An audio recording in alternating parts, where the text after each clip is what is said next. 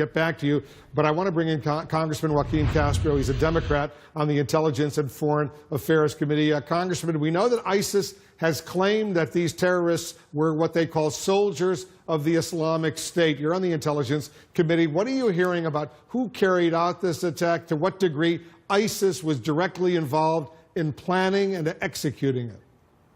Well, obviously, since it just happened so recently, it's hard to say conclusively right now whether ISIS is responsible.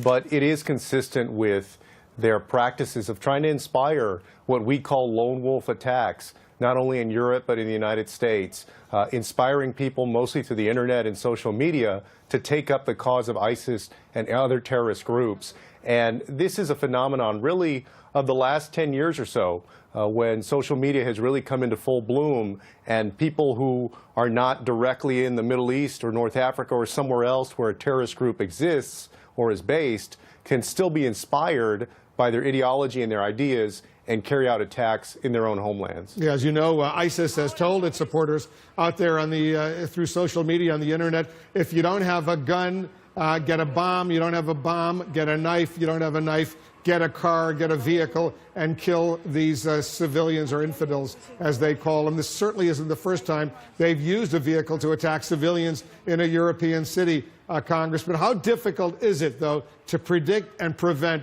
this kind of terrorism? This is one of the most, if not the most difficult kind of terrorist act to prevent, because it doesn't take a lot of planning, it doesn't require a lot of coordination with other people that can be picked up by human intelligence or signals intelligence. All it requires is somebody to go on the internet on their own time, in the privacy of their own home, and decide that they're going to carry out a terrorist act. And we don't know exactly whether that's the case here, but it sure looks like a lot of similar attacks that have happened throughout Europe and in the United States. Soon after the attack, Congressman, the president tweeted this. He said, "Study what General Pershing of the United States did to terrorists when caught. There was no more radical Islamic terror for 35 years. He was recycling a debunked anecdote that he used to tell out of the campaign trail a lot, describing an incident where General Pershing supposedly used bullets dipped in pig's blood to kill Muslim terrorists during the aftermath of the Philippine-American War." What's your reaction, Congressman, to the president spreading this kind of misinformation so soon after this latest terror attack? It's not helpful at all.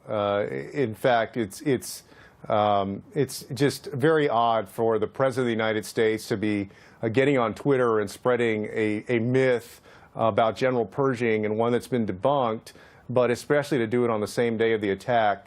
It's behavior, Wolf, that I can't explain, and I know millions of other Americans struggle to explain.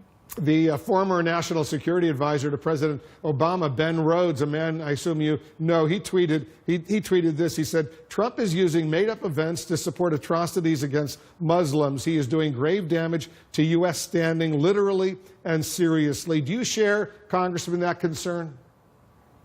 A big part of Donald Trump's political pitch has to do with fear-mongering, making Americans afraid of other people, whether it's immigrants or Muslims or any other group. That is a big part of his political pitch. Congressman Joaquin Castro of Texas, thanks for joining us. Thank you. Coming up.